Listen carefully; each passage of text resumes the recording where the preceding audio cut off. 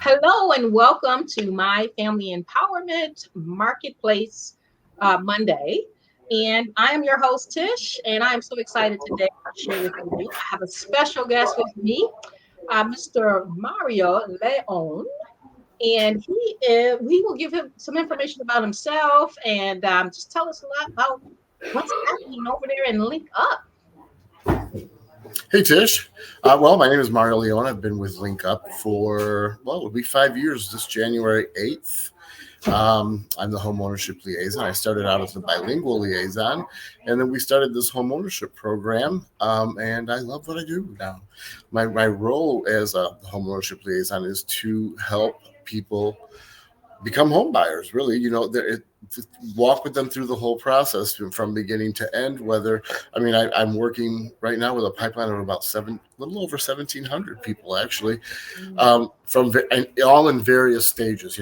I start working with people from the I don't have a job, so we start there, to I need to fix my credit score. We start with that. To hey, I'm ready to go. So just I connect them to all the available resources, help with their credit score so that a bank will work with them, so on and so forth. Once we had them ready, I also have connections at all the lenders to always connect them with the best programs available for their situation, so on and so forth. Then we get a pre-approval, which informs them how much they can spend on a home. It also informs me that if I find a home that's more than that, if there are subsidies that we can find to cover that difference. So that being said, once they are ready to purchase and we know, what their buying ability is, at that point, I work with all of the affordable housing organizations in town, not just LincUp, but Dwelling Place, ICCF, Habitat for Humanity, just to connect people with opportunities that all of us have, you know? Right. We don't Absolutely. we don't compete. There's no need to compete because you know what? There's not enough to go around. Right. And as you just stated, you are working with 1,700 people that's in your program. Yeah. That is a lot of people. So are you We the start main with person an that intake appointment, and I just kind of ask them a lot of questions and get a feel for what their situation is, and Mhm. then give them what their most logical and best next steps would be, and then we just go, step by step. Of course, Right. it does require a lot of communication, and it's hard for me to keep in touch with everybody on a weekly basis. So, what I usually tell people is to please, as you complete the steps, touch base with me, and we'll move on to the next step, and so on and so forth. Right, right. So Mario, um, just tell us a little bit about Link Up, the background, a little bit of background. You don't have to go into all of it, but just give us some information about who Link Up is. If the common person was to go plug up and say they're looking up something on the internet and they just want to know what is Link Up. That's a unique name, so it doesn't really tell what you do. So what would you share with someone that want to learn more about your organization?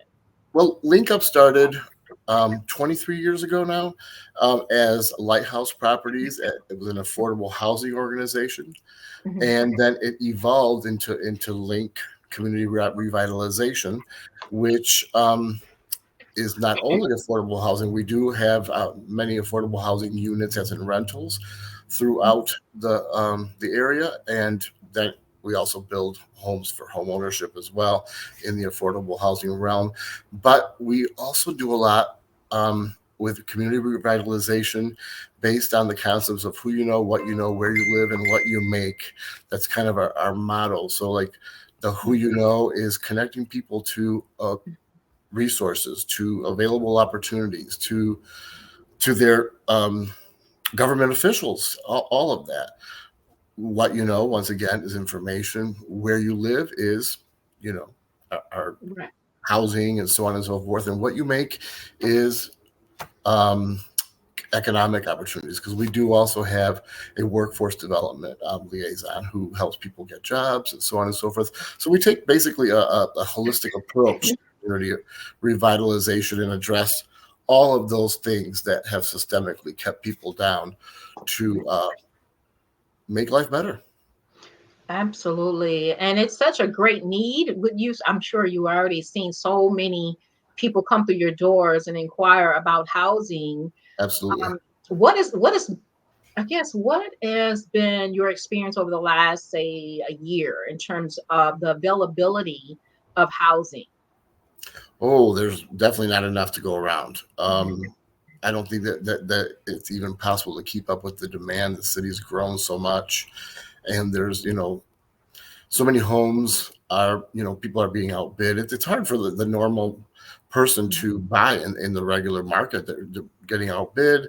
Homes are being snapped up by investors to become rental properties. It's a huge mess. So that's kind of actually the role of the affordable housing realm, and all of us in the affordable housing organizations, is to make sure that these homes are affordable for people to be able to buy and not get scooped up. There's no bidding wars, nothing like that. It's first qualified, first served. Yeah, absolutely. Now, do you get anyone that may approach you and say that I don't even have a house. I'm living out of my car. Do you have any help or resources that can help me with finding housing, even if it's just temporary? Yes, I don't deal in that. I deal more in the home ownership thing. But yeah, but there are resources out there. We're not trying to reinvent the wheel, but there are organizations that deal with excuse me, specifically that. Yeah, Okay. Okay. family promise, so on and so forth. Right. So do you personally get a lot of requests for resources for Yeah, homelessness? absolutely, Yeah. absolutely. Yeah, it's very hard, especially in this market, the Michigan market, especially West Michigan. It's such a hard situation for even the affordable organizations such as yours, right, to fulfill Yeah. all of the great need that is out there. I Um, find that the biggest hurdles people have these days, and the biggest roadblocks are down payment mhm, and down payment assistance, and their credit scores. COVID did a number on many people's credit scores. mhm, So connecting them to resources and helping them with those tricks to get credit up a little. A lot of people don't know that the game. You got to teach people how to play that game. I had to learn it myself, and now I kind of enjoy playing that game every month with, the finances, and try to see, ooh, did it go up? right. But because generally, like a 640 credit scores is kind of the magic number for a bank to work with folks Mhm, on a mortgage. And then there's so much out there that people don't know that they have access to, as far as down payment assistance programs, subsidies, things like mhm, that. The city has a down payment assistance program that you can apply for if you're buying a home within the city limits. ICCF has a wonderful matching program. There's mhm, all the things out there. So my role, actually my biggest role, is mhm, to help connect people to all those things that they don't really get to know about. For example, Section 8 has a program that will help people on Section 8 become homeowners and turn that mhm, rental voucher into a mortgage voucher. What an amazing thing, but people don't know about it. mhm. Right. Absolutely. And then not only that, but tell me, because you mentioned credit quite a bit. So I want to touch on that just a little bit. So when you receive someone who's interested in your program, um, the greatest need you've seen, based on what I've heard you say already, is credit, would you Hmm. say? And so do you have an in-house program that helps people build their credit, or do you use resources? Both. I Both. help people with it, and I also used organizations like Project Green, ICCF. I'm all about partnerships because I think we all bring something to the table where that's concerned. We all have good information, and Mhm. knowledge is power. So Right. I do a lot of credit repair workshops. Mhm. I do that with like banks and other organizations. Mhm. Okay, great. Because many people that I come across, they do have great challenges in that area, and sometimes it's not like a real turnaround fix. It's the issue is deeper than that when you're looking at the holistic person in Right. terms of organizing their finances, paying on time, and then too, the job market is not all that great also. And Right. so you find people working two and three jobs, and then just a simple medical issue or matter that comes up could set them back too and Oh, hurt absolutely. their We've scores. all. I think we've all had all those little emergencies that all of a sudden go, "Whoa, what happened?" Right. Absolutely. Absolutely. So tell us, in reference to the programs that you offer, what does that look like? Because I know you just mentioned that you do home ownership. There's the workforce liaison that's available on board. What other needs do you meet for the community as well? Well, we do a lot around civic engagement and making sure that people know what is happening in our city and the way those things affect them, and that we make sure that they use their voice, because we put these people in Mhm. office. They need to listen to us. So one of the things that we Yeah. do with our civic engagement liaison is we have dinners prior to the city commission meetings, where we'll have a speaker, we'll serve dinner, and then we'll bus people down to the city commission meeting to use their voice. Hmm. Absolutely. And because the more we are exposed and seeing what is available and what the conversation is all about, right? Yes, and we want to So, make sure that people's voice is used in the policies that are being made out there. right. Absolutely. And I've attended some of your events, and it has been great to just sit and listen to what's happening and what's going on in our neighborhood, our communities, and then also from the government perspective, what laws are being put in place, what policies. And Hmm. so being able to be in the room, helps educate us and hopefully be of a great source for just our inner communities, right? Keeping them aware. I think we all play a role of helping each other build the community, right? Expanding Most our definitely. opportunities. So housing. Let's talk about housing. So what projects are you all are working on? What are some of the things that you're striving to complete? Well, currently we have six townhome, three-bedroom, two and a half bath townhome condominiums in Wyoming, in the Godwin Heights area, on Mhm. 36th and Jefferson. Those are for sale. We have up to $58,000 in subsidies available to help home buyers with those units. We also have three two-bedroom, one and a half bath individual family homes on Gilbert Southeast here in our neighborhood, and those are also have subsidies available for purchase. And next year we'll be working on four more homes. Okay. And I'm also working pretty closely with Dwelling Place. They're going to be building 42 single family homes in the Garfield Park area, and those will be Okay. starting about next year. So we're showing people how that works, with orientations about what community land trust is, because there's different ways of buying a home in the affordable housing realm. There's the community land trust model, which ICCF and Dwelling Place follow, and then there's the subsidized model, which LincUp and like Habitat for Humanity follow. Right. So one of the concerns that I've always had working in affordable housing is that yes, the organizations are great. However, are we really meeting the need for the target audience and the people who come through the doors? Oftentimes we'll create the project, but yet they can't afford it. It's out of reach. They don't make the kind of income that is required to even qualify. So is there any upcoming discussions about how we can make it even more affordable for really the people that actually come through the doors? No, I agree with you. It's a real struggle, especially when interest rates are as high as they are right now. And for example, we all have to subscribe to a different AMI, or area median income. Hmm. Habitat for Humanity and LincUp, we cannot sell to people that make more than 80% of the area median income. ICCF can go up to 90, and then Dwelling Place can go up to 120. But that's how kind of, there are levels of people who are able to buy. But yeah, you still have to make kind of a fair amount of money to be able to purchase a home these days. And we try to help that with those subsidies. That's what brings in to bring the prices down. Right. Just because of my experience, just seeing it, it really, for me, we still need more affordable, housing. Agreed. Agreed. It is still, I think we still are going to continue to have a great problem because we're not building projects where it still meets in the category for the people that really are searching for homes and paying rent that really is mortgage notes. And it's finding that the funding for all those projects. Yeah, it's a challenge. Absolutely. So when you do find the funding for the projects, but are we really intentional of building projects that fit this market or geographic area and the people that really want to buy the homes? You know, Sadly, we can't just sell a home for whatever we want to. That they have to be appraised, and you can't bring neighborhood values down by. So Right. there's all of that involved too. Well, yeah, I'm taking all of that into consideration. Remember, Yeah. just Like I by said, subsidies is we need more subsidies to make these homes more affordable and still be able to keep those neighborhoods stabilized. right. Well, that's part of the issue.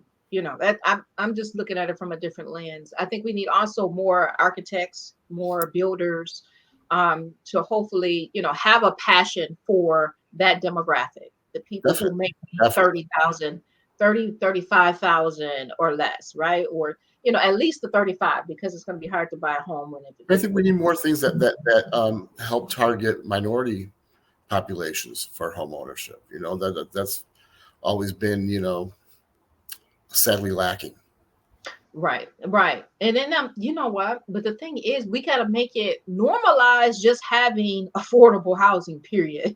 You know what I mean? From a banker's perspective, you know what I mean? Because of course Yes, the experience when a person who is a minority go into a bank, the experience is so much different. I don't care where you go. It is still different. It doesn't matter if you make six figures, you're still gonna be you're gonna still experience some difference. I don't know. that's interesting. You should mention that, Tish, because that is actually one of my goals. I prefer having the bankers come to them than them having to go to the bankers. Traditionally, a lot of minorities feel a little leery of banks, and rightfully so. I understand that. So I started a thing that we call the lender pop-up shop.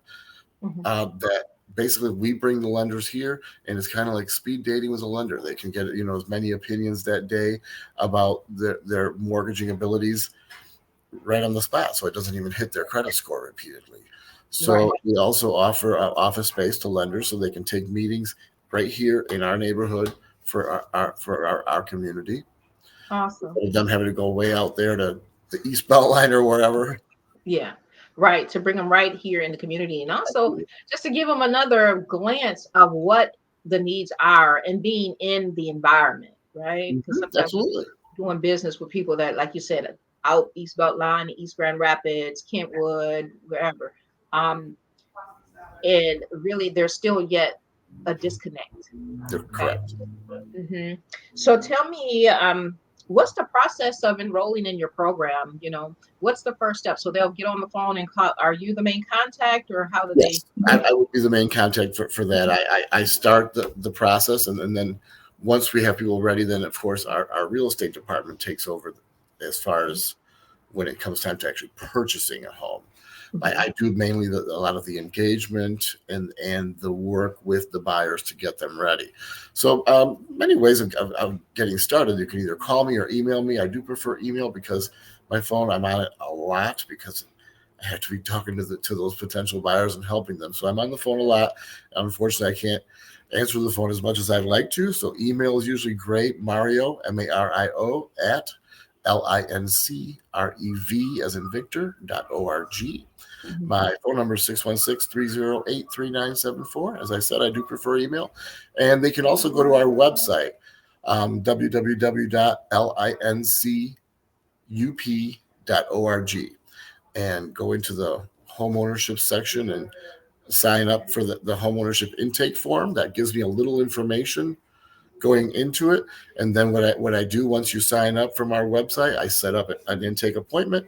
We have a nice chat on the phone or in person or like this through online services and determine what next steps to go with. Okay.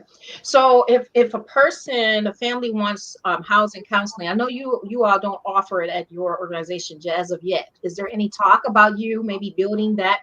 We Uh, offer housing counseling, but not housing counseling. I do okay. housing counseling as much as possible, but yeah, Okay. Okay. we often refer that over to other organizations as well. Okay. Okay, because I just want to, because some people may be listening right now and like, okay, I need some counseling. So, I and can do and that. and you do counseling as well. Yeah.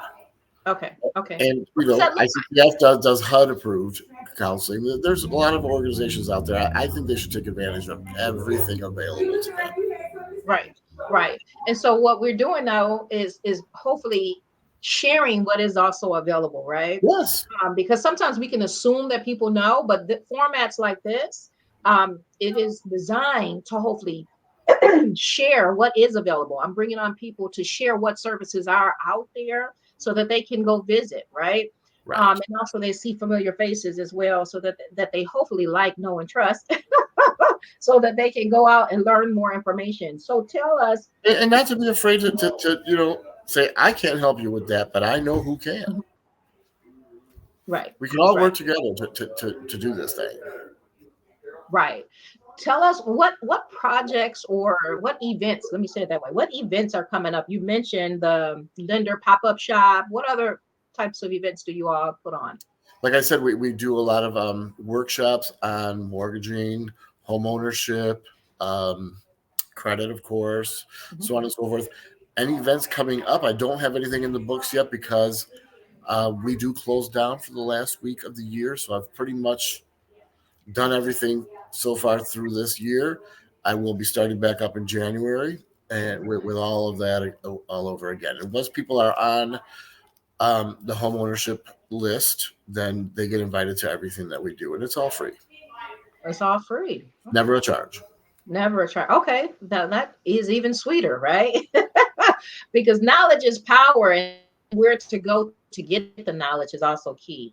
So let us know. Tell us about who Mario is. I mean, what gives you the passion, the drive to do this kind of work? And I don't know, I think I missed it. How long have you been doing this type of work and been with a part of LincUp? Well, we started the home ownership program about 3 years ago, actually. Mhm. Like I said, I've been with LincUp for 5 years, and then our executive director decided to start this home ownership program and asked me, "Hey, you want to do it?" And I said, "Yeah, I'd love to." So at that point, it was a matter of research and learning. I'm still learning, you know. Right. So did I, you just happen to get into this? yeah, yeah, Oh, and I okay. love it. You know, it's really rewarding to see people's dreams come true. You know, Mhm. and home ownership is the best way for just the common man to build generational wealth for their family. I'm an immigrant. My family came here with nothing, and Mhm. had to work and put it together. My parents bought a home, and I'm the product of that generational wealth. I did inherit my parents' home. You know, Mhm. had they never had that opportunity, Mhm. I wouldn't have had this opportunity. Right. And that's one of the biggest ways that we can help people build that generational wealth and stability for their families is through home ownership. That's pretty much the first thing, really. Mhm. Mhm. Right. Absolutely. So tell us, from your perspective, what changes need to be made in the affordable housing industry from your perspective and your experience? What changes would you like to see made in going forward in 2024 and beyond? I'd like to see more affordable housing being built. I'd like to see more subsidies. I'd like to see more programs available for minorities to increase home ownership with minority communities. I'd like to see lenders have better programs for lower and medium income people. Oh, there's a lot. There's a lot. Yeah. Do you see from, I guess, some of the professional writings, newspapers or Cranes, and now they have a Cranes Grand Rapids. I've been getting a lot of information from I that just online. recently saw some stuff from there. Yeah, I'm not real familiar with it yet, but yeah, saw a few things Yeah, in the last couple of weeks. right. So they have a lot of information that they provide of new projects being built or whatever that's been taken to the city for consideration, right, to build. So, what do you think there's going to be changes industry wise, policy wise for the affordable housing? We know that what we would like to see change, but what are some of the discussions that are being shared, if you I know any? certainly hope so. I certainly hope so. I think our government agencies definitely need to do more in the affordable housing. Okay, so so it's really been the same kind of talk. To me, it's just going in circles and circles, It from what I've does. been It does. seeing. Let's be real. It Right, does just. right. And so a lot of, from my perspective, many of the funding has been coming from private companies, private organizations, foundations. We do know that there is subsidy, but sometimes the subsidy doesn't cover a whole lot. You know what I mean? There are millions out there, but of course they got to spread it over the state of Michigan, right? So oftentimes it's still not, it's just a fraction of what a builder needs in order to build sustainable housing, and that is also reachable for the demographic that we are targeting, right? Yes. So if there's, okay, did you want to speak to that? No, I mean, unfortunately, we have to work within those confines and advocate for more Yeah, and continue advocating for more. right. Absolutely. Absolutely. Is there anything else you want to share of why this work that you do is so important to you before we go? I a lot of the reason I like doing it is because I like working with people. I couldn't imagine just sitting around pushing numbers or this or that. I enjoy talking with people, and I enjoy sharing the experience of sharing their goals with them. Right. Absolutely. It's very rewarding. Yeah.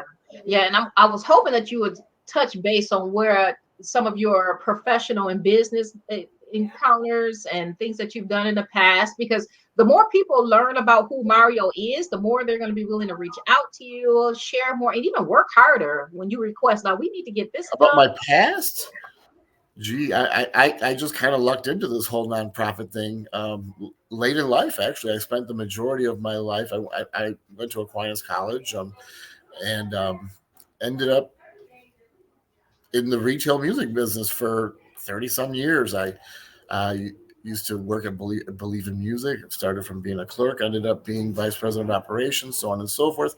As they began closing stores, I bought one of the stores and kept that going for another 12 years. Mhm. And then when the music business just was not viable anymore, I was forced to close and get a job. And I lucked into a job at the Boys and Girls Clubs in a nonprofit. I love that. I started doing development there, and then from there I went on to Well House, working with the homeless population Mhm. in housing, Right. and then ended up here at LincUp, and I love it. I love LincUp. I love the mission. I love the people. Mhm. Right. And so the reason why I'm saying this is because I know you have roots in helping others. This is just something that you say you lucked up. No, you blessed up because you have been trained and you have been developing just in working with the community. You are a community voice. You're the I first person we oh, see that's just kind of comes innately. I don't think about it. right. I just Yeah, enjoy it. right. Because it's a gift that you have, Mario. Well, thank you, Tish. So and we've known each other for a couple of years now, and so when I see you all the time, you're out in the community, you're holding all of these events and everything. We see the joy that you receive and give out to others as you talk about affordable housing, as you talk about the opportunities that are available in our communities that we just have to step up and ask, right? To see if we qualify. And if we don't qualify, Mario, how do I qualify? Help me get in position. Hey, all we can do is try, right? There's no harm in trying. There's so much available out for people out there. My goal is to make sure that people know what they can do, what's available, how can they get it, and if they can't get it, how can they get to the point where they can get it? Yeah, absolutely. Absolutely. And it's always good to have someone that's cheering for you, excited for you to make these steps. Because sometimes some families, it's hard to make the step to say, I need help and I want to move into a house. I'm tired of renting and things like that. So having someone that we can really bounce ideas and goals and dreams and visions off is always great. So sitting down with you is just sitting with family.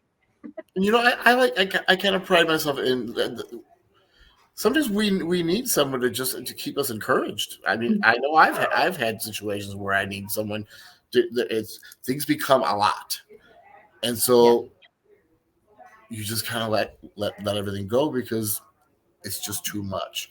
It always helps if you have somebody in your corner saying, "No, no, no, no, come on, know, just stay on the path." And Right.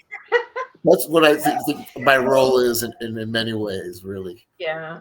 Well, thank you, Mario, so much. I really appreciate you just giving us a little bit of your time just to talk about Link Up, talk about you and who you are. And it's always a blessing to know that there are organizations such as Link Up that gives And back. it's always so good to see you. Thank you. I appreciate it. So you have a wonderful rest of the week. And if Let's get I coffee can, soon. yeah, if I can have any be of any assistance to you, please let me know. I'm here. Just a phone call away. I would love to work together. Okay. Thanks a So we lot. can help others. All right. Have a great day. Good to see you, Tish. All right. Bye bye. Bye bye.